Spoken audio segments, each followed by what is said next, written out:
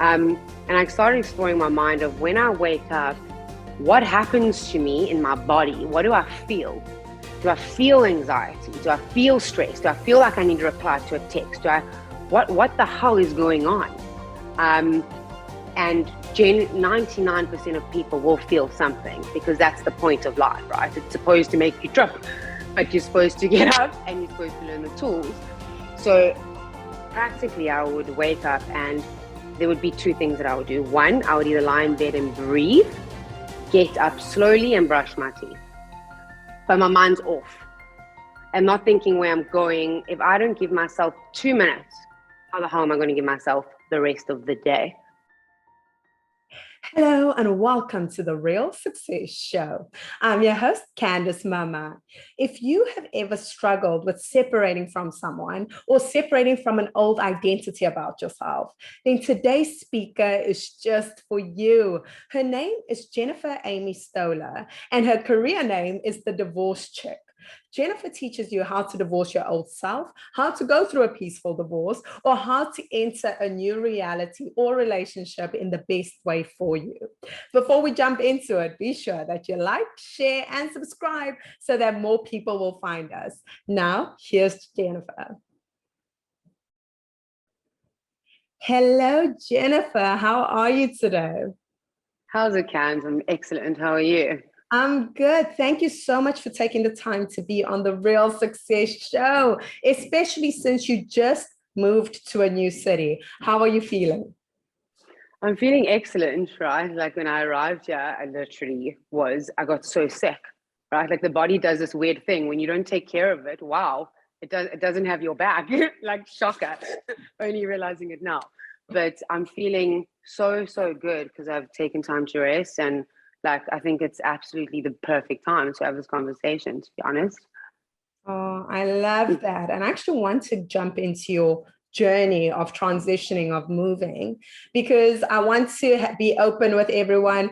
Jen and I are actually really good friends. So this interview is coming from a little bit of a different place. However, Jen, I think for me, your career transition has been a phenomenal one. Do you want to tell people what you currently do? And then we're going to step back as to how you got to this point. Of course, of course. So currently, I actually am I'm the CEO and founder of the Divorce Chick brand, and the Divorce Chick brand essentially is my sole mission legal space. Let's put it that way, right? So last year, I spent so much time building this brand where I started to realize that divorce wasn't just the marital stuff. It wasn't just the legal stuff. It wasn't just the stuff that people run to attorneys for and go, I want to fight over this and this. And like, it wasn't just the attorney robot thing, but I got a very, very big blessing in the sense that I got to see people at their, let's say, most raw, right? Through the Zoom camera, or things got easier for me to see people in their worst and help them in a better version. So right now, I do specialize in law. I am doing coaching, but I am in a massive transition. And I think that's what's so cool about this chat is that it's the most human, humbling space I've ever been in my life, because I know where my ship's going. I know where my vision's going. I'm working with the most phenomenal people like Kate Gray and Jeff and like everyone in the Real Success family, because that's essentially where it started, right? Like it's something very, very cool. But right now, on a professional level, I'm a lawyer, but I'm now the divorce chick. Like, you want a divorce, message me and I've got you. Like, I've systemized things. I've made sure people are in the right places. Because if you're not in the right place in a divorce, it's an absolute disaster for adults, but mainly kids, right? So the divorce chick, if you need a divorce in South Africa or any coaching, the Divorce Chick brand is there. And the second thing that I'm doing, and not the second thing, like whenever I say the second thing, it's now this way. What is this? This is horizontal. Like, I was so bad at that. I'm like, horizontal, vertical, which one is it? But now it's things aren't in a list of order. Everything is in equilibrium and balance, in the sense that now impassion, and you know about impassion from the conversation that we had last year, is now coming back, but it's coming back over a period of time where I get to craft it into something that I was supposed to be then, but now I can inject it with the wisdom and the knowledge and the support that I have now. So it's now creating from a sense of thriving and like really good feeling and having, let's say, like my shit together, right? Because it's been hard the last 2 years, my word. The universe was like, bam, and I was like, I've got this. But we now I've made a decision where it's like, law, yes, need it. I need to change the face of law. I need to show lawyers that they can do better if they focus on themselves and they heal and they take personal development courses and coaching, because it didn't exist before now, right? Like the coaching industry is so huge that lawyers just think that they have to suffer, and people in the legal space think that they just have to suffer. But the Divorce Chick brand is also divorcing from everything. It's like, come to me for your divorce. Yeah, I've got you because that is the passion. But you also have a coaching container that you can go into. There's spaces that I'm creating where people get to go into and kind of come out better than they went in, but also know that it's a lifelong commitment, but you get to start in the right place. Like it's starting in the right place. So that's like the two things: coaching, speaking, lawyer, human, clown sometimes. I lost my glasses at yoga. I left the next day. That was a disaster. So like all of it, but just like free, which is cool. Oh my goodness. I love, love, love the definition that you've given. And I can't help but smile because I remember when I was going through my big transition, we were actually in Cape Town together and we were sharing a place for that week. And I remember we were speaking about the Divorce Chick, right? And for those people who don't know at home, I also work in branding. And I remember as Jen was telling me, and I was just like, babes, like, if anyone's going to be the face of divorce, you should be the face of divorce. And you're like, it's a little negative. And I was like, you can make it not negative. And the Divorce Chick was born, and just like how it's grown and expanded. I mean, it makes me just so happy because, I mean, you are doing everything. You're doing everything that we saw back then, and so much more. And I think it's so beautiful. And going back into that, right, when we're speaking about divorce, right, it's got like, and this was your hesitation back then, divorce does have such a heavy meaning. It's, you know, a lot of people associated with like having failed. It's a very self-identifying word, right? When people hear it, it's like a shock sensation goes through our body. And so Jen, in your mind, when you're thinking about divorce, when you're working in this industry, how do you want people to start relating with the term divorce?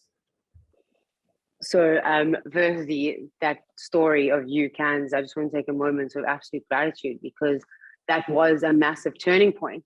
But what was funny about it is that I had a contact stuck in my eye, and it was like the best advice, but the worst situation ever. I was like, oh my God, she's so right, but my eye is just like a mess. I need to go to the hospital. Like, and I didn't want to be dramatic. Right. And that's when I started to look back and go, sometimes we can be in so much pain and we can hear, but it's like right time, right moment. But because I had the respect for you and I had that connection with you, even though it was a disaster externally, I heard you.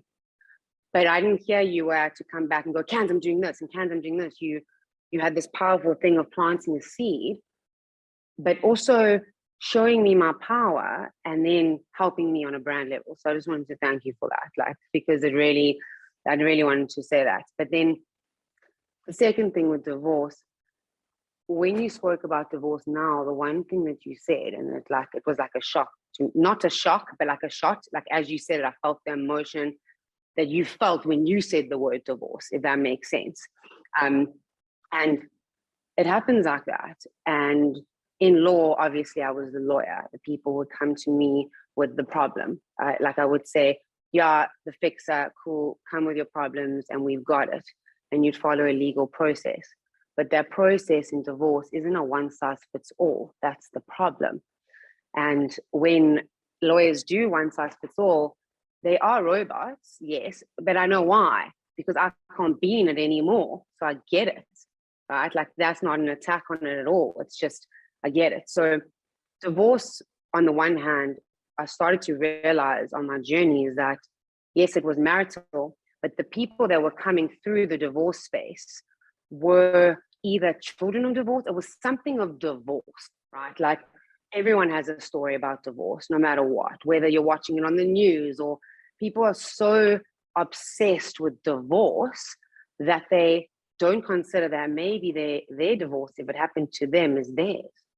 It's their liberation. It's their divorcing from whatever actually the universe was saying is not serving you.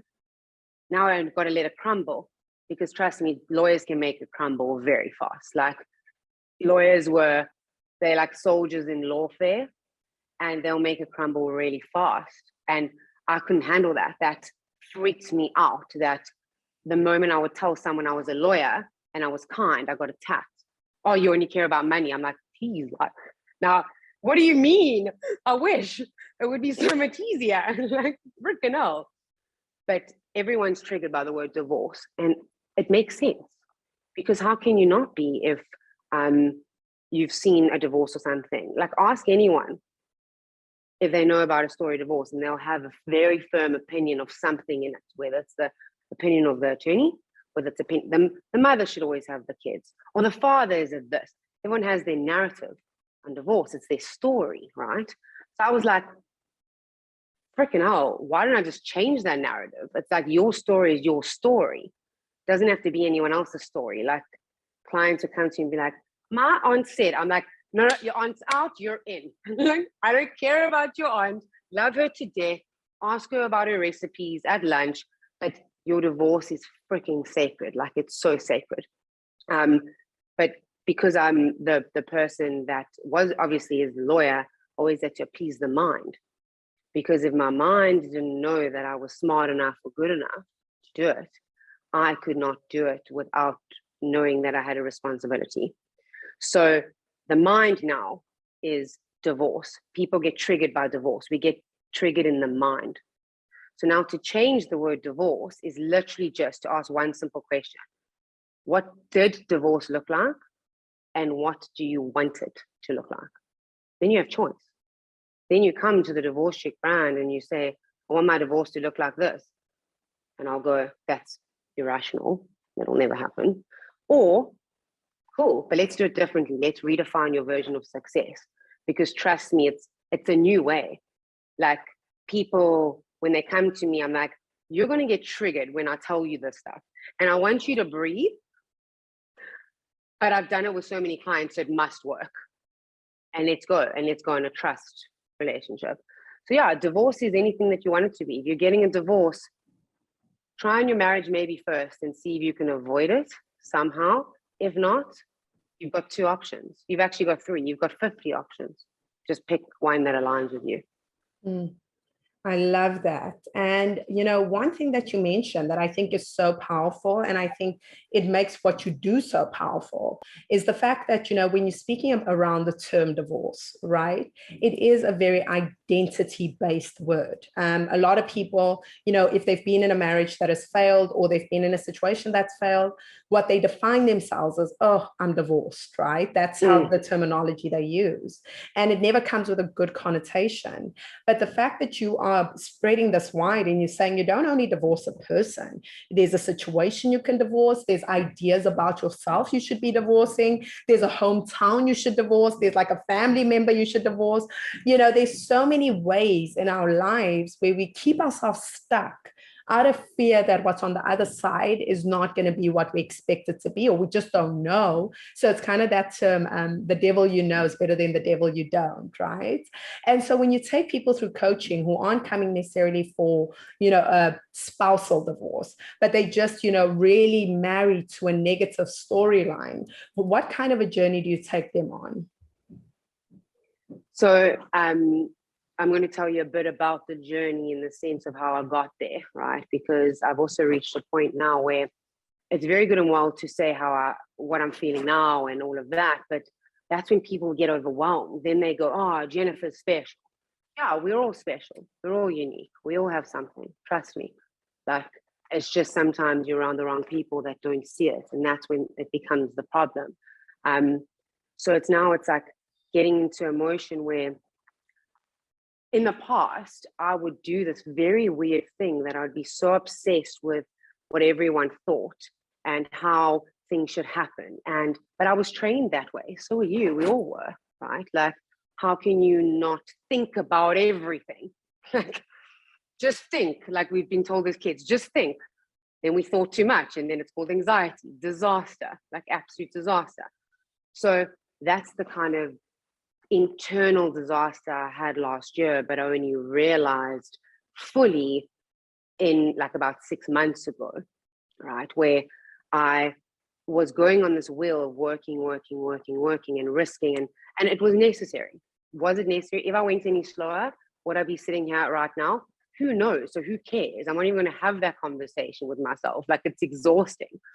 But I get to tap into the past and go, cool, what did I do?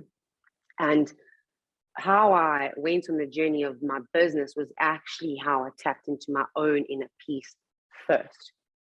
Okay, because I was a server. Like, I would save people, saving kids from abusive parents is a very big burden to hold for someone that has a soft heart, but is also surrounded by ego. Okay, it's like annihilation, basically. It's like you're the soft human that wants to save everyone because that's who you are. But then you have people that just don't get it. And you're just like, huh? And it's like, you know exactly what I'm saying. It's like, then it plays in, it's a lot deeper.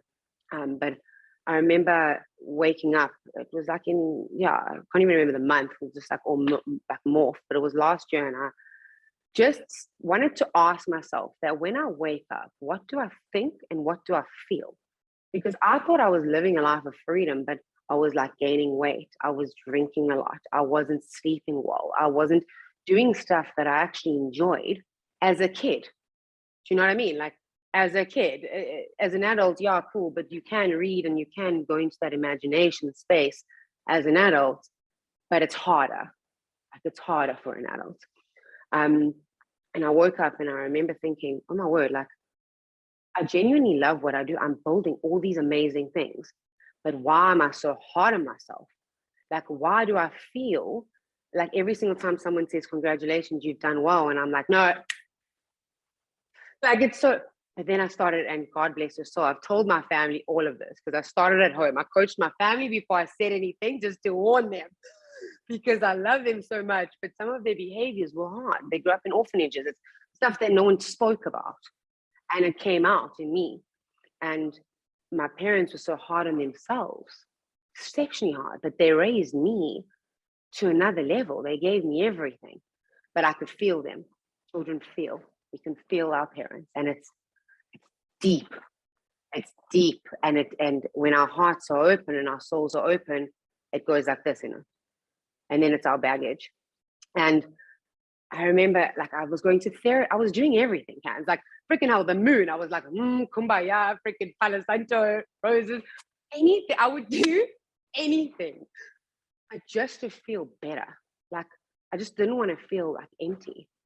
And then I would like choose the wrong men. Like, we've gone through this whole thing. It's like you choose the wrong people, and then you think it's you, and then it's not. And it's just this whirlwind. And I woke up the one morning, and I remember every single morning I would wake up and grab my phone.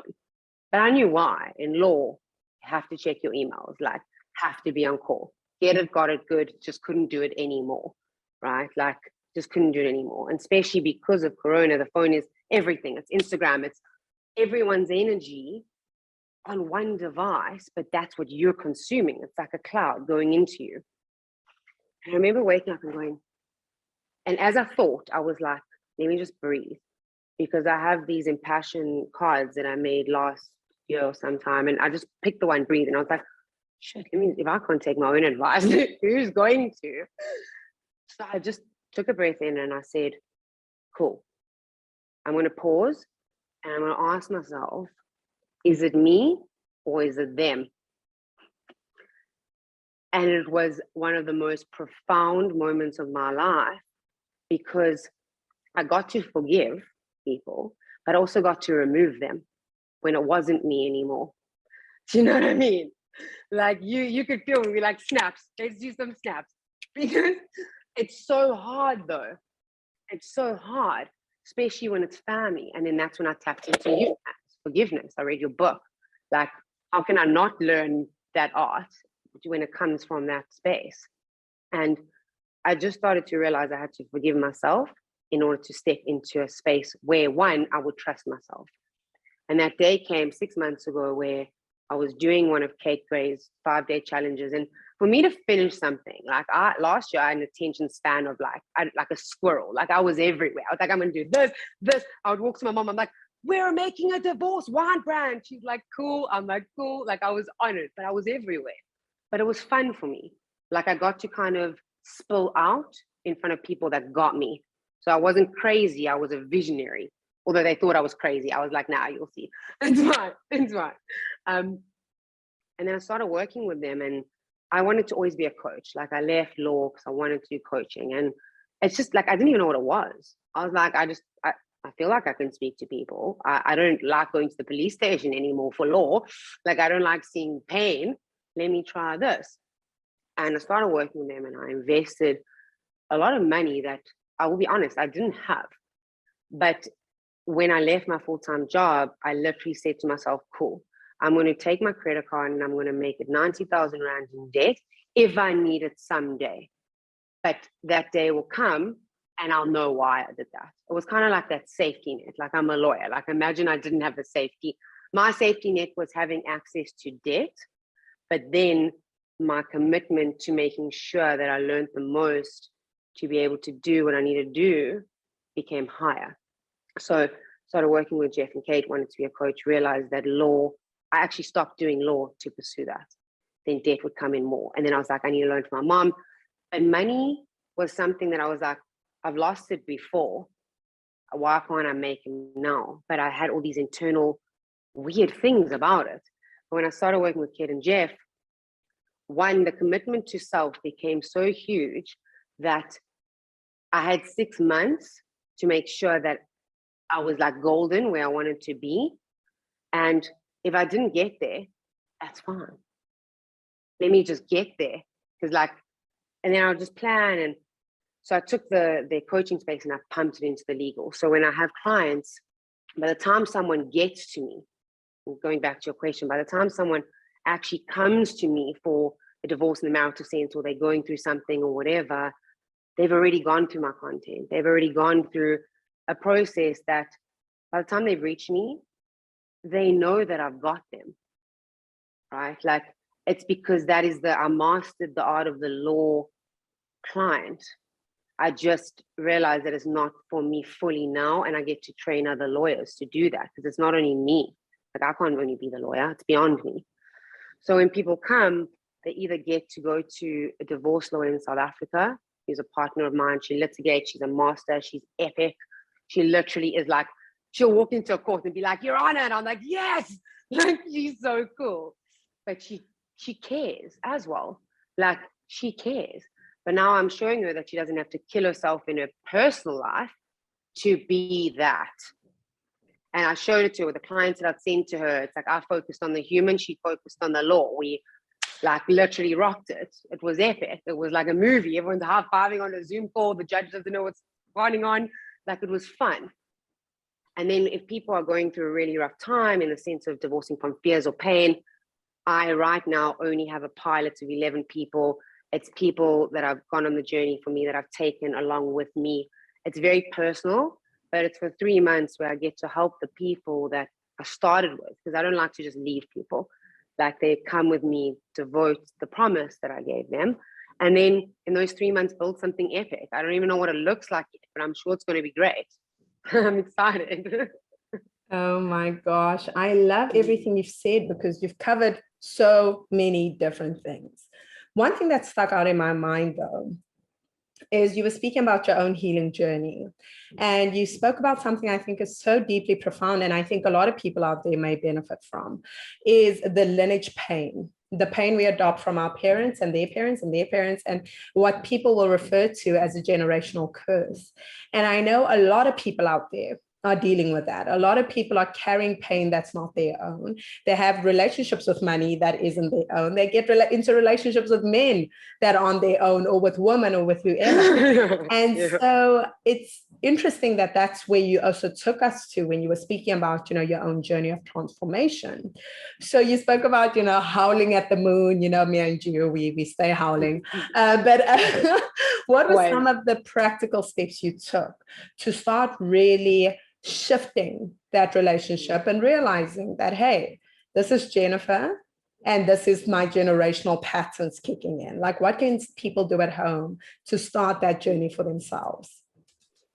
So I think the one thing was every morning that I woke up, I would actually pause. Like, the brain does this thing is that when you wake up and your body's in a rush, it's like, bam, right? Like, it's like you're up. And I started to experiment because I saw the mind to be one of the most powerful things. And I was like, shit, I got a law degree. I handled all of this. Why can't I just do it like myself with my mind? Like, that's fun, right? And I started exploring my mind of when I wake up, what happens to me in my body? What do I feel? Do I feel anxiety? Do I feel stress? Do I feel like I need to reply to a text? What the hell is going on? And 99% of people will feel something, because that's the point of life, right? It's supposed to make you trip, but you're supposed to get up and you're supposed to learn the tools. So practically, I would wake up and there would be two things that I would do. One, I would either lie in bed and breathe, get up slowly and brush my teeth. But my mind's off. I'm not thinking where I'm going. If I don't give myself 2 minutes, how the hell am I going to give myself the rest of the day? Right. And then the next one, if people are more in the body, like I'm more in the body, I feel like I've worked a lot on my soul, my mind, my heart. Now I'm figuring out the body, and that's like weird. I'm like, what's going on? Like, why does that hurt? But your body will do something in a reaction, because it's, as your brain thinks something, you get a body reaction. And that's either going to be something of fear, it's going to be anxiety, it's going to be something that, like those big buzzwords that aren't freedom, let's put it that way, right? It's not free. You don't feel free in that state. So I would do one, get up, go brush my teeth without thinking. Two, get up, stand up, and do a 7-minute workout. Literally, that's all, 7 minutes. And I'd be sitting there sweating. My mom's like, why are you making so much noise? I'm like, I'm doing a thing. It's like Will Ferrell stuff. Like, it's so comical, but it worked. Or as soon as my mind would start thinking something negative in the morning, I would click and go, no, think about it later, not now. And if my morning went a bit pear-shaped, I would realize I had the afternoon. It's all about the momentum from the morning, and mornings are not supposed, it doesn't even matter. You don't have to meditate. You don't have to do all those things. That'll come. The second that you wake up, that's what you have to focus on. Because if you focus on that split second, it's another second, another second, another second, and that's momentum, and then that's a better life, right? Like, yeah, in simple. Oh, that's good, because I think it is changing yourself when you try and do everything at once, which is, what I call the New Year syndrome. Is people have all these big goals, right? And they're like, I'm going to stop eating junk, and I'm going to run on for like an hour a day, and I'm going to do yoga, and I'm going to do Pilates. And they overcommit to these grand goals that become overwhelming. Whereas changing yourself day by day, moment by moment, minute by minute, and just being like conscious of your life, because so many people live in autopilot. And you said something, Jen, which really struck something in me, which is being afraid to sit in it. When we're afraid to sit in our own emotions, when we're afraid to sit in our own bodies, when we do everything to escape ourselves, whether that be drinking too much, over socializing, overeating, whatever recreational substances people want to turn to, even work. Work is a big one, because we don't regard that was mine. I feel attacked. No, I'm joking. Work is such a big one, because it brings in an income. You're like, this isn't an addiction. This isn't bad for me. But like you're saying, if the trifecta is imbalanced, mind, body, and soul, then the triangle goes lopsided, right? And so as you're progressing in your journey and you've gone into impassion now, What are you incorporating for as Divorce Chick and Impassion? Like, what does that journey look like? How do you see it unfolding? So I'm still, it's like so weird to say this, like I'm still the divorce chick. Like I'm still the divorce chick in that brand, right? Like it's the divorce chick is a part of me. And I think a lot of, and I'm going to get to the generational thing because I also want to touch on that, but then I'll revert back, is that as women, we think that we can't have it all. It's like work hard, blah, blah, blah, blah. And that's where it's that narrative that we've been told by our parents. And it's harder because we can go on the one like side of the spectrum where it's like, if them, they ruin me. Or we can go on the other side of the spectrum where it's like, no, it's just me. Or we can find that balance. And that's what impassion is. It's a triangle with the line in the middle of finding that balance, because to find balance is what everyone wants, but what everyone struggles with. And you can't find balance if you're extreme in anything, but you need the extremity to know what the other, like you need both to find the balance. And what impassion looks like right now is everything that I've learned on my own journey is now going to get injected into that, right? It's more time for me. It's more reading. It's more of the stuff that I actually used to enjoy so much until I became a law student and before I became a lawyer. Like I get to go back and touch on things, and it's that kind of that CEO energy, if that makes sense, is that you've got your people, I've got my soul tribe, I've got my vision, but it always starts at home. It's not building a business of just finding a random person that can provide an email data list just to send it out. It's actually people that have been on this journey with me from the beginning, like weaving through relationships, because when I trust people and they have the same vision as me, it's a lot easier to get them to do the stuff that I know I'm not an expert in, right? Like I'm not supposed to know everything. I'm not supposed to, but I know what my power is. So right now with the divorce check is that's there. That is something that is being systemized. You want to divorce in South Africa right now on a legal scale, literally email me. Okay, I will set you up with a lawyer. I'll show you the best psychologist. I'll show you the best therapist. I've got your tribe. You come there to build your divorce tribe. Okay. But also, if you like, that is actually the marital divorce. But if you've got your other stuff with it, you have a lawyer, and then you get to go into an impassion coaching container where you're now dealing with your emotional stuff. So your lawyer doesn't need to, because your lawyer is not going to. Like I did. Congratulations. I don't think lawyers can right now. I don't believe, but they will learn, because I know I want to teach them, because I know so many lawyers that actually have that sense of justice and have that heart and have the soul to facilitate the new age of law, but they just don't know how, right? Like I had to figure it out myself. That's the point of doing this in coaching, is that you figure it out yourself. You ask for help from other people, and then you create something else. So impassion is the coaching, the speaking, the podcast. Like that's just like the fun. I'm building that. That's cool. For now, the Divorce Check brand has a pilot container where you transform fear into freedom. I'm actually only taking people that kind of want to diversify their personal life, but the deep stuff, like, is it your mom's? Is it your dad's? Let's forgive, let's dabble. Like I see the blind spots in people. I see the dark pain points, let's put it that way, because that I was conditioned to do that because I saw it so much. But now I can tell it to you and go, cool, do this, because this helped me. So yeah, that's literally it. It's really exciting. I'm going to be doing more speaking. I'm going to be it's kind of just follow the journey, because it's like starting, and now it's like epic.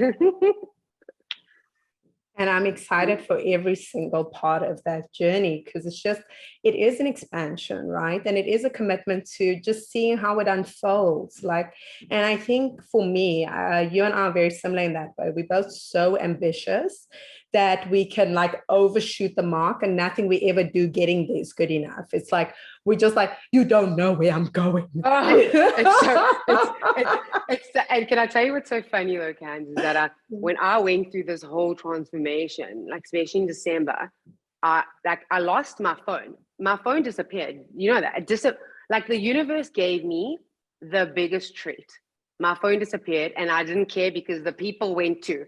Goodbye, arrivederci. I don't know where it is even now. But I changed my number. And I literally, like when I say I started a new life, is that I just started a life where I didn't have to ask for permission to choose myself. Like literally, I asked the universe, I said, universe, even if people are mean to me, get them out. The universe was like, they're still being mean to you. We just need to take away your phone. So it's like, but then it's a shift. And we, as women, we get to have all of that. I know for me, relationships were my biggest lesson, soul lesson, and soul lesson, and soul lesson.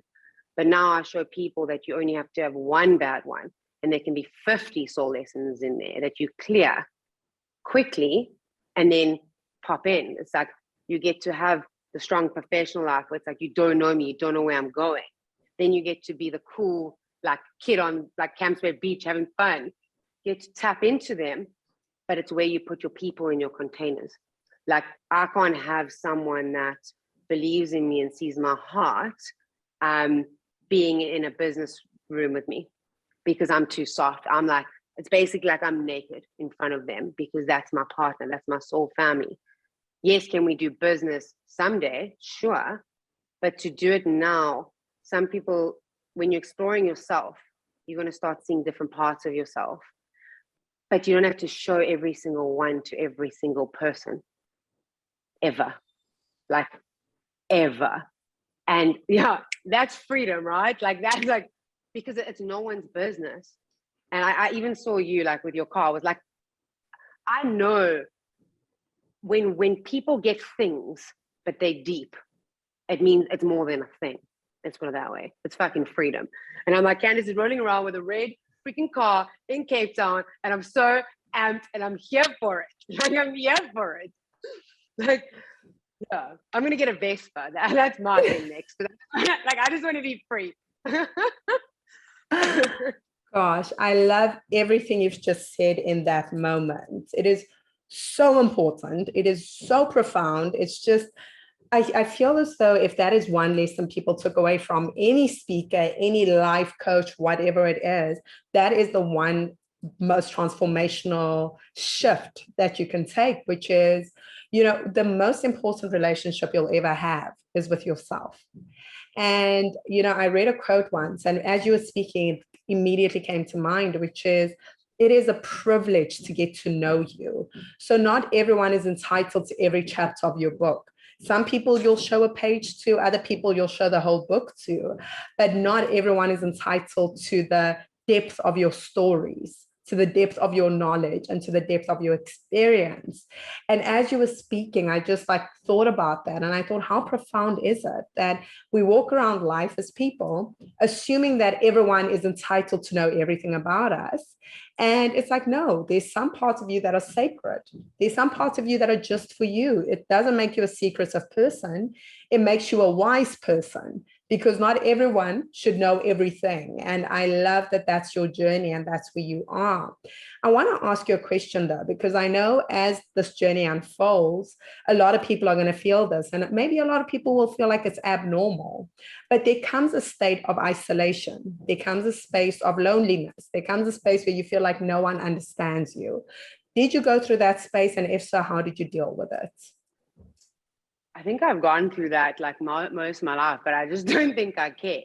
Like, does that make sense? I think as a child, I was always a tomboy, and like that was my thing. It was playing sports, and I do believe that the soul that came out of me somehow was a very strong kid.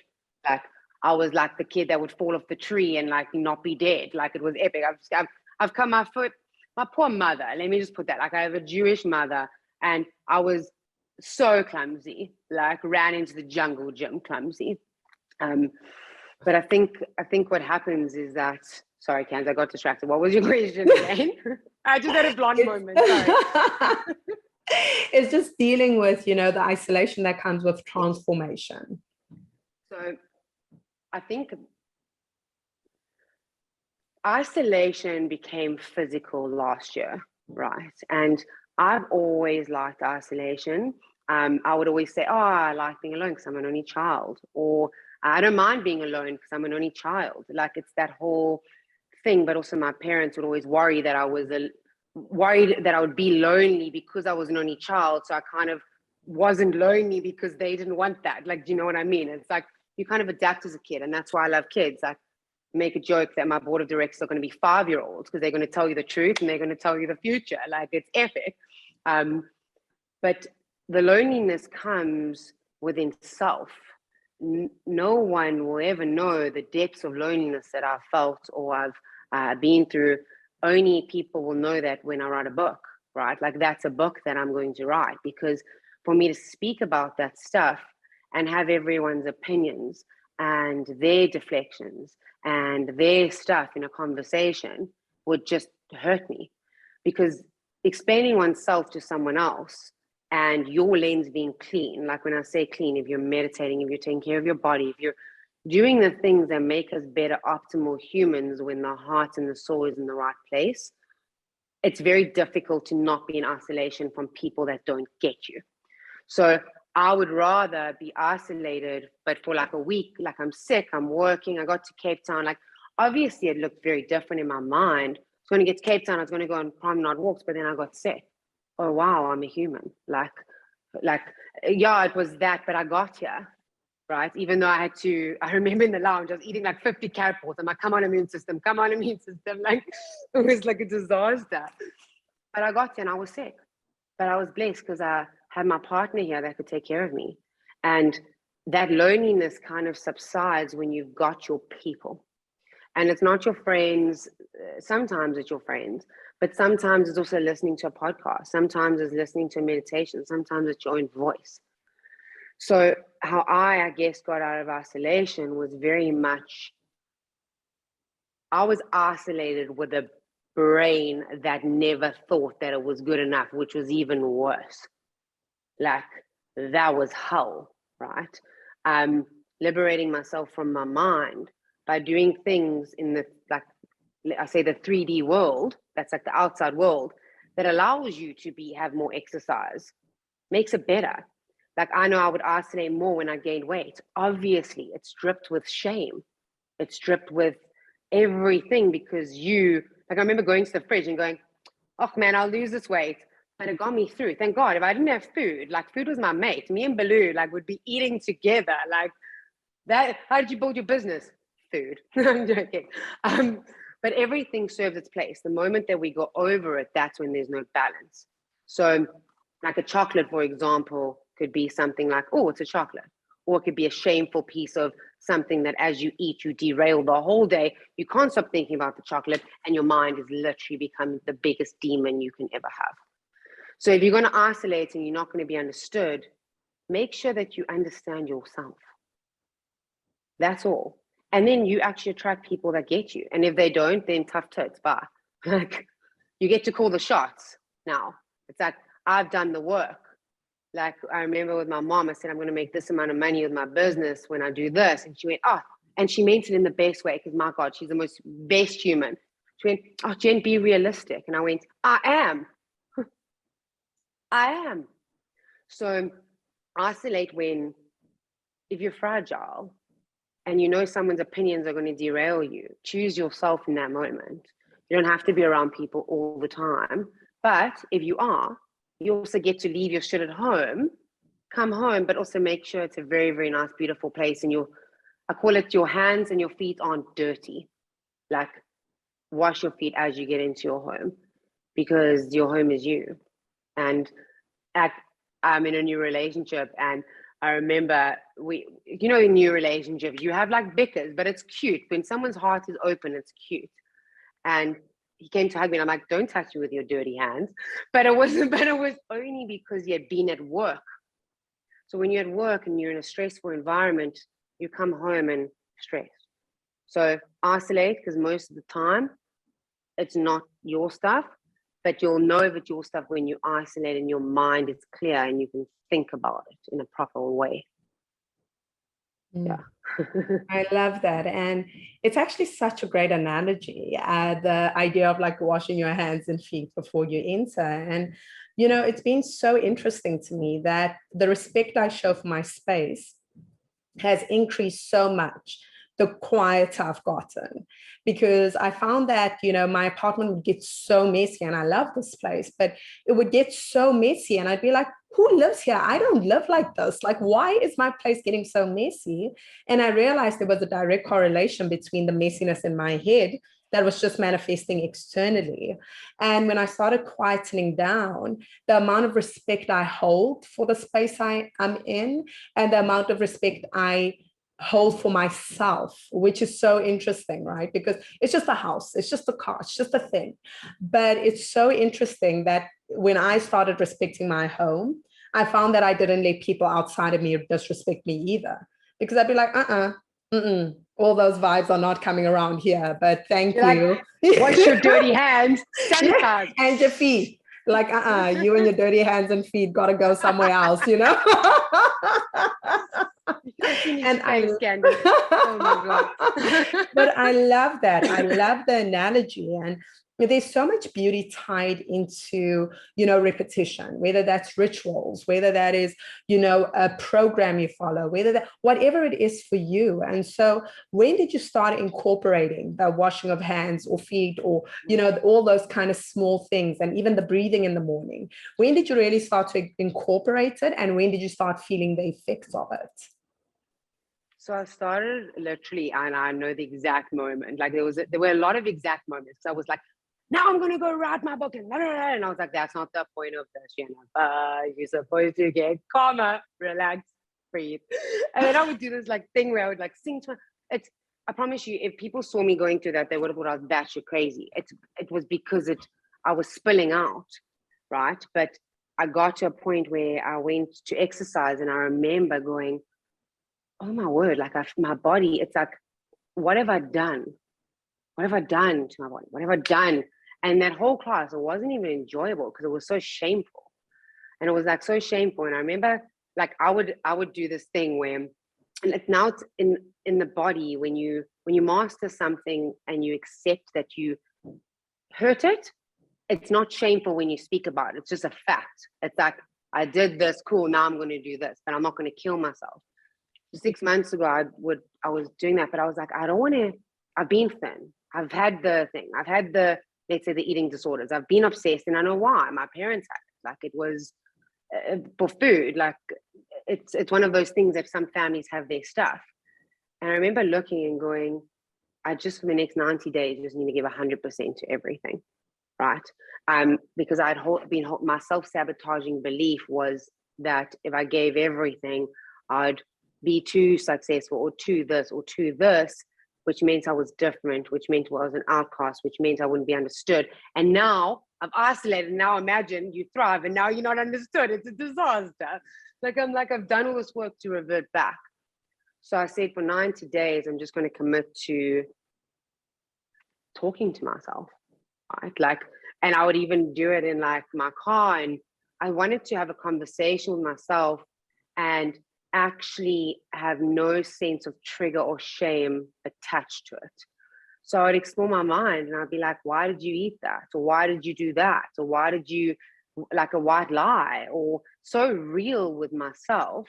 And then I started rituals. When I got that, I would tap into like moon ceremonies, and I'll sit with my best friend Gia, and we would get our crystals out, and we'd wear our hats, and we would literally have a glass of wine and do tarot cards. And it became like a sisterhood with like someone that was my sister that showed me the way of my soul. And it was beautiful because she was my life coach first. And then we've gone on this journey together, and every ritual that I did was either one where I would exercise for the body. It could be yoga, it could be 7 minutes, or it could be not putting crap in my mouth. How about that for an exercise? Like, simple. The one that I would do for my mind was the moment that I would have something that I would think that was hurtful to me first, I'd shut it down because it wasn't fair on me. Like, yeah, Jennifer, you survived. Cool. Don't be hard on yourself. Like, why are you being mean to yourself? And I would tell my clients that the world is cruel enough. Don't be cruel to yourself. But then I wouldn't do it to myself. I was like, you got to start learning to practice what you preach. And then I'd read my own content. Does that make sense? Like, you kind of need advice from yourself. Like, where was I? What was I doing before the pandemic? Like, who was I? And for the soul, I would tap into times where I felt happy before, right? So let's say with my relationships, I had a 6-year relationship years ago, and I just remembered, like, it ended so well. I was like, what did I feel then? Oh my God, it was exciting. It was cool. And then I realized, and then it was like, no, you messed it up because that's what you do. And then that's when the soul lessons came. And then the heart, all I did for my heart was just open it. When I say, like in South Africa, you know, we have beggars and all of that. It wasn't giving money or throwing money. It was just, if I got overwhelmed by someone coming to my window, it was as simple as not making them feel less than by my reaction of fear.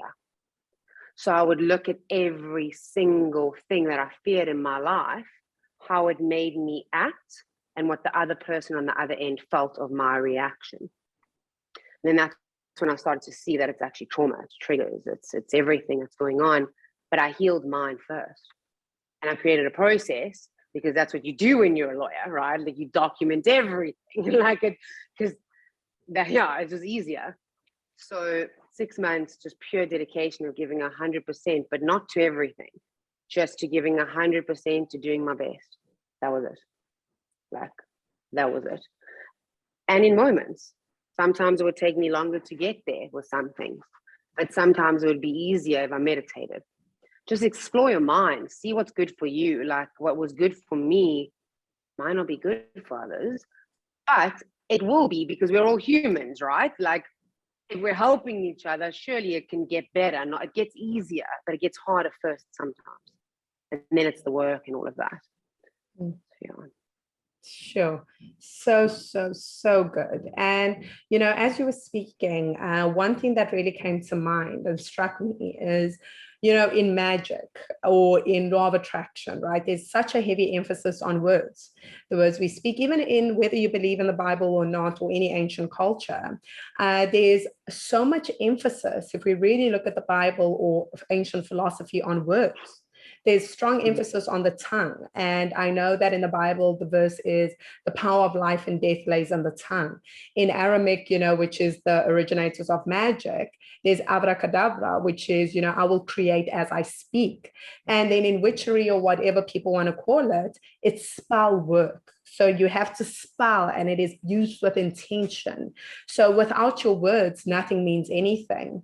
And that's why I don't think people realize that with the negative thoughts that they carry, they're actually casting a curse or a negative spell on their life, because they're repetitively feeding a loop that is creating their reality. So if they wake up every day and they're like, I'm awful, I'm terrible, my life will never become anything, I'm always dating the wrong people, that's what they create. And that's what their life becomes, because it's the words they're constantly conditioning, and it's the energy they're always pulling from. So it's so interesting that you say that. So Jen, as we come to the end of our interview, I have got 2 final questions for you. The first one is, what is real success to you? Well, real success, like, to be honest, real success has been the beginning of my journey. Like, I know that sounds all like Hollywoody and like very like Jewish King David girly, but I remember in 2019, Justin Cohen invited me to Real Success. And I remember I was in like the external was thriving. I was gymming, I was doing everything, but the internal was suffering a lot. And I remember going there, just seeking something, just something, whether it was energy, and there was John DiMartini, all these different people, Brian, all of them on a stage ignited something in me. And I believe it was the information, but I also believe it was more the human. Seeing, that's when I started to discover where I wanted to go. It's like something was implanted in me. And Real Success is also like my family. Like, you guys are my best. Like, what do you mean? Like, you're gonna get me emotional. Where are my tissues? I'm joking. Real success is a game changer, literally, that I do believe has the capacity to change, dare I say it, every single human being's life on this earth, as long as they make the choice to be willing to listen, commit, and do the work. Because we've all done it, right? And now it's like it's an avenue, it's a container, it's a space where people can come and change their lives. But it's also because the people that you guys choose to have on your platforms share the same purpose, which is, for me, beautiful. Love that. Love. And the final question is, what is something about Jennifer Amy Stoller that we will not find on Google? Oh my God, I don't even know what you're going to find on Google. Don't Google. No, I'm joking. So I'm actually this is what I was going to do anyway, but now it makes sense. So before I do anything, absolutely anything, before I talk, before I coach, before I have a conversation with a loved one, before I have a client, I clear my mind, I clear my heart, I clear everything, because I know when I get on a screen with someone, it's to help them. I can't have something there. So like right now, I'm sitting around all my books, and this morning, do you mind, Candice? I've got something that I wanted to actually read, because yes, please. Every morning, like I have so many books that I've read, but it's so overwhelming to read them again. So I'm just going to open a page and it'll give me a message. Like it'll just give me a message. And this is a book that I bought for myself. It's the Oprah What I Know for Sure book, and it's phenomenal. And I opened on this page today, and I just wanted to read it for everyone, where it said, of course, no one can predict the future. But one thing I know for sure is the power of intention. And my intention is to approach every year as one of great promise. No doomsday for me.